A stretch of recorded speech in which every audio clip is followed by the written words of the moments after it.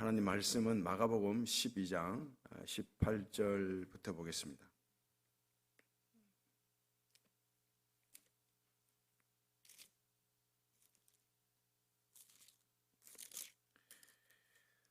마가복음 12장 18절에서 27절 말씀까지 한 절씩 보시겠습니다.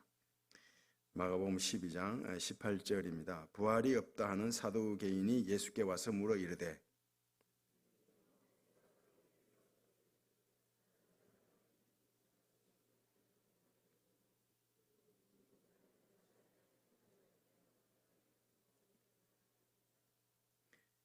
칠형제가 있었는데 마지가 아내를 취하였다가 상속자가 없이 죽고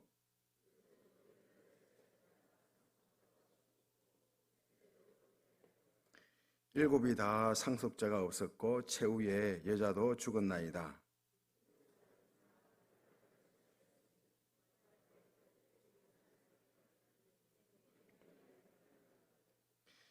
예수께서 이르시되 너희가 성경도 하나님의 능력도 알지 못함으로 오해함이 아니냐.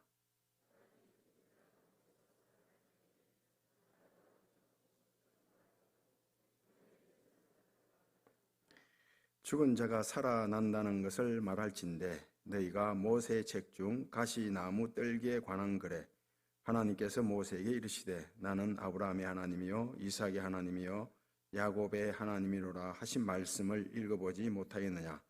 하나님은 죽은 자의 하나님이 아니요 산 자의 하나님이시라. 너희가 크게 오해하였도다 하시니라. 이 감정과 신앙은 다릅니다. 기분과 믿음은 다르죠. 감정은 오락가락하고 또 굴곡이 있죠. 부침이 있습니다. 나쁠 때가 있고 좋을 때가 있고. 그런데 그 감정과 기분이 신앙에 영향을 미치도록 하면 안 되죠. 부활은 심리학이 아니라 지질학이다 이런 말이 있습니다. 안 변한다는 거죠. 사실이라는 거죠. 부활은 사실입니다. 내가 후회가 되고 내 삶이 후회가 되고 자책감이 생기고 또 죄책감이 생길 때 내가 구원받은 백성인가 또 죽은 후에 또 부활할 수 있을 것인가 이런 생각이 들 수도 있는데 부활은 그렇지 않습니다. 우리의 기분과 감정에 의해서 결코 좌우되는 것이 아닙니다. 부활은 아주 견고한 반석입니다. 사실입니다. 오늘 부활 논쟁이죠. 바리새인과 서기관 헤롯이 예수님께 계속 시비거리를 가지고 와서 올무 덫에 빠지도록 합니다. 했죠. 근데 이번에는 사두개인들이 예수님을 찾아와서 예수님께 덫을 놓는 것입니다. 올무에 빠지도록 하는 것입니다. 이 사두개인들은 이 바리새인과 대립 관계에 있죠. 이 바리새인들은 사후세계를 믿고 천사도 믿고 영도 믿고 부활도 믿습니다. 그러나 이 사두개인들은 영도 믿지 않고 부활도 믿지 않고 사후세계도 믿지 않습니다. 천사의 존재도 믿지 않습니다. 이 사두개인들은 철저히 현실주의자입니다. 정치 집단이죠. 자기의 정치적 야망을 위해서 이 종교를 이용하는 그런 자들이었습니다. 이런 자들이 대체로 보면 대중들에게는 인기가 없죠. 정치인들이 서민들한테 국민들한테 인기가 없잖아요. 늘 욕을 얻어먹지 않습니까? 이처럼 사두개인들도 그 당시 유대 시민들에게 욕을 많이 먹고 있었어요. 대중들에게 인기가 없었습니다. 안 그래도 대중들한테 관심을 받지 못하고 인기가 없었는데 많은 무리들이 대중들이 예수님께로 다 향하니까 위기의식 이런 걸 가졌죠. 그래서 이 예수를 그냥 내버려두면 안 되겠다고 해서 올무에 걸리도록 해야 되겠다고 해서 찾아와서 부활을 가지고 시비를 거는 것입니다. 지금 계대 결혼법, 계대 결혼법. 오늘 말씀이 잘 나오지 않습니까? 형이 결혼해서 죽었는데 자식이 없습니다. 상속자, 후사가 없죠. 그러면 이 후사를 잇도록 하기 위해서 동생이 형수와 결혼하고 동생도 죽게 되면 또 셋째, 넷째 이런 식으로 결혼하는 것은 그 당시에 그 상황, 시대 상황에 맞게 만든 법입니다. 율법의 본질은 아니에요. 신명기 25장에 보면 나오는데 이 계대 혼인법이 율법의 본질은 아닙니다. 그때 고대 시대 때 그 당시에 하나님이 허락한 결혼법이에요. 이유가 있습니다. 이 원리가 있죠. 마치 이와 같은 것입니다. 지금 우리나라에 지방이 소멸되지 않습니까? 지방 소멸. 다들 대도시 서울로 젊은이들이 다 올라가니까 지방이 소멸되는데, 그래서 지방에 혜택을 주는 게 있죠. 특별히 고3 학생들이 대학을 갈 때 그 지역 균형 전형이라고 해서 또 지역 학생들에게 특별히 그들만의 경쟁을 통해서 대학을 갈 수 있도록 이렇게 만드는 법. 이런 법은 특별한 법이지 않습니까? 그 지방 소멸 때문에 만든 법이에요. 이런 경우도 있었습니다. 과거 우리나라에 중동 붐이 일어날 때 1970년도에 중동 붐이 일어났죠. 중동으로 수없이 많은 건설업체 직원들이 가고, 그리고 노동자들도 많이 갔습니다. 돈을 많이 벌었어요. 그 당시 학교 교사들이 한 8만 원 이렇게 받을 때 그들은 80만 원씩 이렇게 받았거든요. 엄청나게 받았습니다. 그래서 돈을 많이 벌었는데 그 돈을 다 그 아랍에서 그 중동에서 쓸 일이 없잖아요. 그 돈을 다 그 한국에 있는 집에 부인들에게 돈을 부셨다고요. 그 부인들이 갑자기 돈이 많아지니까 뭐 해요? 갑자기 돈이 많아졌으면 뭘 하겠어요? 춤추러 한 거예요, 춤추러. 다 간 건 아니고 많은 분들이 갔습니다. 많은 분들이 갔어요. 그리고 1년, 2년 있다가 돌아온 거예요. 돌아왔는데 이 부인들이 계속 춤을 췄기 때문에 계속 그 중독이 된 춤도 계속 카바레 가서 춤을 췄다고요. 이게 그 당시에는 카바레 가서 춤추는 것이 불법이었습니다. 금했다고요. 그래서 경찰이 덮치게 되고 춤춘 사람들의 명단을 다 신문에 이렇게 다 밝히게 됐다고요. 그러니 그 부인들, 남편들 가운데 남편들이 뭐 고위 공무원도 있고 뭐 대기업 뭐 부장도 있고 임원도 있고, 그 밝혀지니까 어떻게 돼요? 가정이 깨어지는 것입니다. 가정이. 그 춤 때문에 가정이 깨어지면 안 되잖아요. 그래서 정부에서 할 수 없어서 카바레 가는 것이 불법이었는데 카바레를 합법화 시켜버렸어요. 그 지금까지 카바레가 합법합니다. 카바레 가도 신문이 안 납니다. 이제는. 가란 말이 아니고 법이 그렇다는 것입니다. 그때 상황에 맞는 법들을 만들어내는 것입니다. 이 당시에도 왜 이 계대 혼인법을 만들어냈는가 하면, 여자가 결혼했는데 남편이 죽어버리면 여자는 절대 약자가 됩니다. 약자보호법이요. 약자보호법. 여자를 지키기 위해서.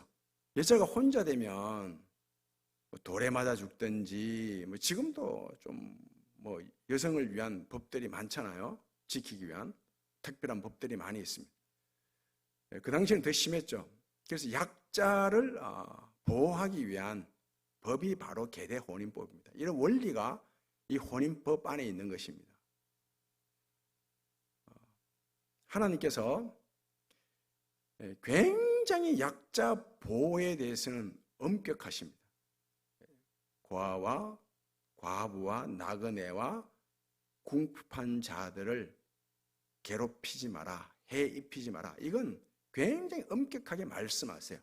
이건 율법의 본질이거든요. 이스라엘 백성들이 바벨론 포로로 잡혀가는데 그 바벨론 포로로 잡혀간 원인이 뭐냐 할 때 스가랴서 7장에서 이렇게 말씀한다고요. 너희가 진실한 재판을 무시하고, 이스라엘 백성들이 진실한 재판을 무시했다는 거예요. 이건 다른 말로 하면 약자에게 늘 불리한 재판을 했다는 거예요. 약자를 괴롭혔다는 뜻입니다. 그러면서 이어서 고아와 나그네와 과부와 궁핍한 자를 해롭게 했다. 이것이 이스라엘 백성들이 바벨론 포로로 잡혀가는 원인입니다. 이것만큼 하나님이 용납하지 않거든요. 왜 하나님이 약자에 대해서 이처럼 강력하게 약자를 지켜야 한다, 보호해야 된다 이렇게 말씀하는가 보면 이스라엘 백성들이 약자였죠. 가장 보잘것없는 민족이었습니다. 그 가장 보잘것없는 약한 자일 때 하나님이 구원하신 거죠. 그래서 이걸 잊어버린 거예요. 반드시 그렇습니다. 사람은 약자를 돌보면 궁핍한 자, 헐벗은 자, 이런 약자를 돌보게 되면 은혜를 잊어버리지 않습니다. 하나님이. 왜요? 내가 하나님께 구원받을 때 상황이 약자였거든요. 가장 보잘것없는 자였지 않습니까? 그래서 하나님의 은혜를 잊어버리지 않는데 자꾸 약자를 무시하고 괴롭히고 그들을 이렇게 뭉개는 이런 삶을 살아가게 되면, 이스라엘 백성들이 그렇게 살아갔는데 이러면 은혜를 잊어버린 것입니다. 그래서 은혜를 잊어버린 것이 결국 우상을 숭배하게 되고 바벨론 포로로 잡혀가게 된 것입니다. 예수님께서 말씀하기를 너희가 이 계대 혼인법을 오해했다는 것입니다. 이 법을 하나님이 주신 것은 결혼을 위한 법이 아니라 약자, 남편이 죽고 혼자 되었던 그 여자가 약자인데 이 약자를 보호하기 위한 법이었는데 내가 그걸 모르고 오해했다 이렇게 말합니다. 이 성경에 예수님께서 오해했다, 너희들이 말씀을 오해했다 이런 말씀들이 많이 나와요. 세례 요한도 예수님을 오해한 거예요. 세례 요한이 예수님의 길을 예비했던 자 아닙니까? 예수님을 향해서 세상 죄를 지고 가는 하나님의 어린 양이로다. 베드로, 안드레, 야고보, 요한이 처음에는 다 예수님 제자였거든요. 예수님 제자였는데 그 세례 요한이 나는 그리스도가 아니다. 나는 광야에서 외치는 소리다. 나는 그 메시아 그리스도의 신발끈 풀기도 감당치 못하는 자다. 그거 소개하고 예수님께로 가라 그랬거든요. 그래서 그 세례 요한의 말을 듣고 베드로, 안드레, 요한, 야고보가 예수님의 제자가 됐다고요. 이랬던 세례 요한인데 세례 요한조차도 예수님에 대해서 오해를 했다고 말씀합니다. 세례 요한이 감옥에 가셨는데 그 예수님에 대한 소문을 들으니까 예수님께서 심령이 가난한 자는 복이 있나니, 그리고 늘 같이 어울리는 사람들이 세리요, 창기요, 그들의 친구란 별명까지 얻을 정도로 그들과 가까이 했거든요. 그러니 세례 요한도 생각하기를 내가 기대하고 알았던 메시아가 아닌가, 그 오해를 한다고, 오해를. 그래서 그의 제자들을 보내서 예수님께 보내서 정말 당신이 그리스도가 맞습니까? 메시아가 맞습니까? 묻도록 한다고요.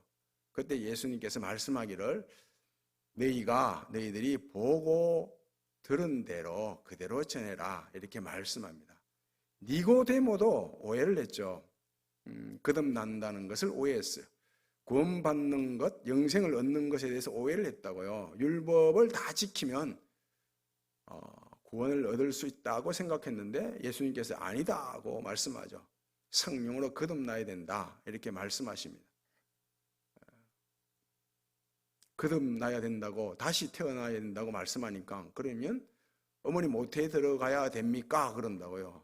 그러자 예수님께서 니고데모에게 네가 하나님 말씀을 오해했다. 잘못 알고 있었다는 거죠. 오해했다. 바람이 어디에서 시작돼서 어디로 부는 것을 모르는 것처럼 성령으로 거듭나는 사람도 잘 모른다. 어떻게 거듭나는지. 그러나 분명한 것은 성령으로 거듭나고 나면 내가 성령으로 거듭났구나. 이 사실을 알게 되는 거죠. 그렇지 않습니까? 내가 어떻게 하나님의 자녀가 되었나? 내가 거듭났나? 잘 몰라요. 물어보면. 저도 모릅니다. 그런데 거듭나고 나면 알아요. 내가 성령으로 거듭났구나. 내가 주의 이름을 부르는데 내가 이 주의 이름을 부르는 것은 성령으로 말미암아 주의 이름을 부르는구나. 이 사실을 알고 믿게 되는 거죠. 이 부자 청년도 예수님에 대해서, 영생에 대해서 오해를 했죠. 부자였고 그 당시에 부자는 하나님의 함께 하심의 증거였어요. 많은 부를 누리는 것은 이게 하나님이 나와 함께 했기 때문에 나에게 준 복이다. 이렇게 얘기했다고요. 하나님이 나와 함께하고 내가 부자기 때문에 함께하고 그리고 어려서부터 계명을 다 지켰기 때문에 영생을 얻을 수 있다고 생각했는데 예수님 말씀은 그것이 아닙니다. 너에게 아직도 부족한 것이 있다. 이렇게 말씀하죠. 세상 사람들도 우리를 오해하죠. 잘 모르니까 오해한다고요. 주일, 화창한 주일, 어디 가고 싶은데 가지도 않고 먹고 싶은 거 먹으러 가지도 않고 교회 와서 예배 드리는 것 세상 사람들 오해하지 않습니까? 모르니까. 그 좋은 날에 가고 싶은데 가지 않고 교회 와서 예배 드리는 거. 그 세상 사람들이 오해한다고요. 예배만 드립니까? 봉사하죠? 그것도 모자라서 헌금까지 하잖아요. 이 세상 사람들이 오해할 수밖에 없죠. 성도들끼리도 서로 오해를 할 때가 많잖아요. 이 관계가 나쁘면 오해를 하게 돼요. 이 관계가 좋으면 어떤 말도 오해를 하지 않습니다. 그런데 관계가 나쁘면 오해를 합니다. 아무리 좋은 말을 해도 오해를 하게 되죠. 이 오해가 의심을 낳고 또 이 의심이 결국 불신하게 만드는 것입니다. 성경을 이렇게 오해하는 사람들이 굉장히 많습니다. 성경의 내용들을. 모든 사이비 교주들은 공통점이 딱 하나 있습니다. 우리나라에. 이 사이비 교주들도 계보가 있는데 그 김백만으로부터 시작해서 유재열, 그 싸이의 장인, 그도 사이비 교주였습니다. 그리고 이만희, 정명석이 JM에서 그리고 박태선도 마찬가지고 이 사이비 교주들의 특징이 뭔가 하면 다 초등학교도 졸업하지 않은 거예요. 글을 몰랐습니다. 글을 몰랐는데 교회 가서 글을 알게 돼요. 배우게 돼요. 글을 배우니까 얼마나 기쁩니까? 글을 모르는 사람이 글을 알게 되면 굉장히 기쁨이 있어요. 그때부터 성경을 읽기 시작해요. 한 번 읽고 두 번 읽고 글을 아는 기쁨을 가지고 성경을 보기 시작하는데 100번, 200번, 300번 계속해서 보게 되면 성경이 보여요. 이렇게 막 짝이 있는 것이 보이고 얘기했던 말씀이 저기 있고 다 보이거든요. 이걸 연결하는 거죠. 이런 식으로 그 사이비 교리를 만들어낸 것이에요. 마치 이와 같습니다. 내가 좋아하는 유튜브를 보게 되면 그 다음번에 그 유튜브로 들어가면 내가 한번 봤던 거와 관련된 그 동영상들이 쫙 뜨잖아요. 이를테면 이런 겁니다. 내가 어떤 정치 성향의 보수다. 그래서 이 보수와 관련된 유튜브를 한번 보게 되면 그 다음에 유튜브 들어가면 그 보수의 그 내용을 가지고 만든 동영상이 쫙 떠요. 그러면 그것만 계속 보게 되죠. 그래서 처음에는 내가 합리적 보수 성향을 가지고 있었는데 계속 보수의 그 내용, 동영상을 보게 되면 강성 보수가 되어버린 것입니다. 진보도 마찬가지예요. 한번 그걸 보게 되면 계속 그에 관한 것만, 그 같은 종류의 동영상이 뜨거든요. 마치 이와 같은 것입니다. 그래서 길들여지는 거죠. 뭐 요즘 말로 하면 가스라이팅 당하는 것입니다. 그 동영상에. 그래서 극단으로 가는 거예요. 극단. 보수도 극단, 진보도 극단으로 가는 것입니다. 이와 같은 거죠. 말씀도 이들이 교주들이 계속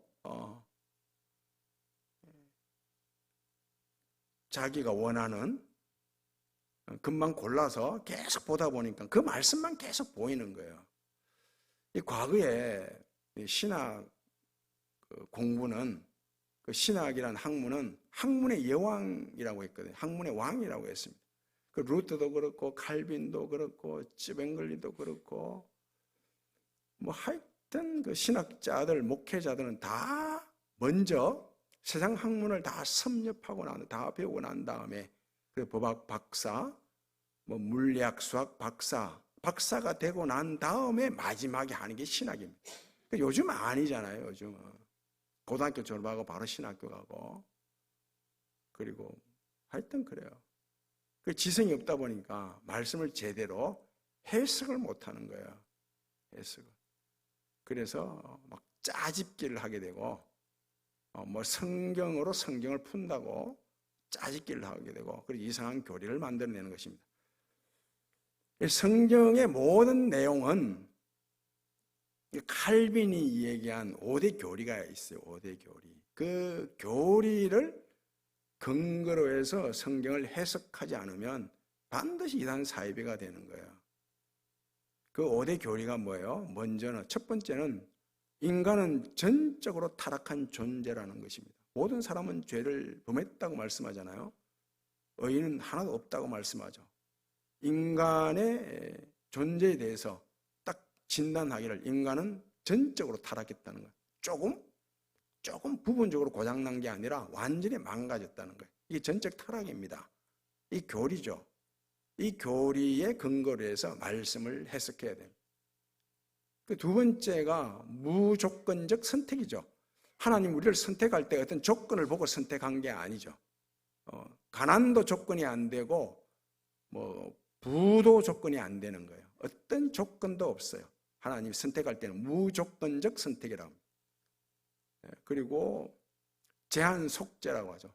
예수님께서 십자가에서 인류를 위해서 피를 흘렸지만 그 피가 보혈이 유효해지는 데에는 정해진 사람이 있다는 것입니다. 제한되어 있다는 거예요. 그리고 제한된 사람만 구원받죠. 모든 인류가 다 구원받는 것은 아닙니다. 모든 사람들이 다 구원받는 진리는 진리가 아니죠. 택한 사람만 구원받는 거죠. 그 택한 사람에게만 예수님의 십자가의 보혈이 효력을 가진다는 것입니다. 이게 제한 속죄입니다. 그리고 불가항력적인 은혜. 하나님이 한번 은혜를 베풀고자 하면 그 은혜를 거부할 사람은 아무도 없습니다. 하나님께서 불쌍히 여길 자를 불쌍히 여기고 긍휼을 베풀 자에게 긍휼을 베푼다. 은혜를 베풀 자에게 은혜를 베푼다 그러죠. 그래서 불가항력적인 은혜, 그 하나님의 은혜에 우리의 그 무엇으로도 저항할 수가 없습니다. 저항 안 되죠. 하나님의 은혜에 항복할 수밖에 없는 거예요. 그리고 마지막으로 성도의 견인이라고 한 번 구원받는 백성은, 구원받은 택함받은 백성은 끝까지 간다는 것입니다. 마지막까지. 견인 끝까지 하나님이 끌고 간다는 거예요. 이게 견인입니다. 이 교리의 근거에서 성경을 봐야 엉뚱한 길로 빠지지 않습니다. 제가 잘 아는 목사가 있는데 이 목사가 교대를 졸업하고 학교 선생하다가 신학을 한 사람입니다. 매일매일 성경을 볼 때 히브리어, 구약 히브리어, 신약 헬라어 단어 하나하나를 살피고 그러다가 결국 엉뚱한 데로 가버렸어요. 이게 아니거든요. 이 교리는, 기독교 교리는 우리의 어떤 신앙의 뼈대예요, 뼈대. 그래서 교리를 먼저 알아야 되죠. 사람의 제일 된 목적은 하나님을 영화롭게 하고 하나님을 평생도록 즐거워합니다. 이런 게 교리거든요. 그럼 무엇으로 하나님을 즐거워하고 하나님을 영화롭게 할 수 있는 게 뭐냐? 그게 말씀이라는 거, 말씀을 통해서. 그 말씀이 뭐냐 할 때는 말씀은 성경 66권, 구약 39권, 신약 27권 뭐 이런 식으로 나오는 거예요. 이게 다 교리예요. 그 교리가 없이 성경을 보게 되면 엉뚱한 길로 간다. 이겁니다. 예수님께서 말씀하기를 너희가 크게 오해했다는 거예요. 부활을. 그 부활 때는 결혼도 안 한다는 거예요. 장가도 안 가고 시집도 가는 일이 없다. 이거죠. 그래서 구원받으면 하나님의 가족이 되는 것입니다. 하나님의 가족. 예수님께서 말씀하셨죠. 땅에 있는 아버지를 하지 말라. 너희 아버지는 하늘에 계시니 한 분 계신 하나님이 너희 아버지다. 이겁니다. 그 하나님의 가족이 되는데 가족끼리는 결혼 안 하죠. 뭐 가족인데요. 뭐. 그래서 부활 시에는 결혼 안 한다. 하나님의 가족이 된다. 이렇게 말씀합니다. 이어서 말씀하기를 늘 부활을 말씀할 때 모세의 글에 나와 있지 않느냐. 아브라함의 하나님, 이삭의 하나님, 살아계신 하나님. 하나님은 살아계신 하나님이라는 것입니다. 아브라함은 죽었고 이삭은 죽었고 야곱은 죽었지만 하나님은 계속해서 살아계시다는 거예요. 살아계신 하나님이다. 이렇게 말씀합니다. 사도 바울도 부활을 말씀할 때는 이렇게 말씀합니다. 먼저 나는 날마다 죽노라 하면서 바로 이어서 죽은 자의 부활을 말씀하는데 그 씨앗이 땅에 떨어져 죽으면 그 씨앗과는 전혀 다른 형체의 꽃이 피고 열매가 맺히죠. 바로 이것이 부활이죠. 예수님께서 죽은 나사로를 살리고 난 다음에 이렇게 말씀합니다. 부활을 말씀하시는데 내가 영광을 얻을 때가 왔다고 하면서 한 알의 밀알이 땅에 떨어져 죽지 아니하면 밀알 그대로 있고 한 알의 밀이 떨어져서 죽으면 많은 열매를 가져온다. 이렇게 말씀합니다. 이 부활을 믿게 되면 내 감정과 기분을 믿지 마시고 부활을 믿게 되면 어떤 역경도 이겨낼 수 있습니다. 그리고 부활을 늘 만나고 부활의 삶을 살아가려면 먼저 나를 죽여야 합니다. 죽지 않고서는 부활할 수 없거든요. 바울이 나는 날마다 죽노라 하면서 부활을 말씀하신 것도 바로 이것입니다. 내 자아를 죽이고 욕망을 죽이게 되면 반드시 내가 만물을 새롭게 하노라. 그 말씀 그대로 새로운 삶, 부활을 만날 수 있습니다. 어떤 고난도 역경도 이겨냅니다. 부활 신앙이 있으면 늘 어디에서도 나는 날마다 죽노라. 다른 말로 하면 나는 날마다 살아나노라. 나는 날마다 부활하노라. 내 삶이 날마다 새로워지노라. 이런 뜻입니다. 내 자아를, 내 욕망을 먼저 죽여서 날마다 만물을 새롭게 하시는 이 부활을 만나는 그런 은혜가 있기를 바랍니다. 아버지 하나님, 날마다 부활을 만날 수 있도록 만물을 새롭게 하노라 말씀하신 대로 날마다 새롭게 하시는 삶을 만날 수 있도록 날마다 우리의 자아, 욕심을 먼저 죽이는 은혜가 있게 해 주옵소서. 예수님 이름으로 기도하옵나이다.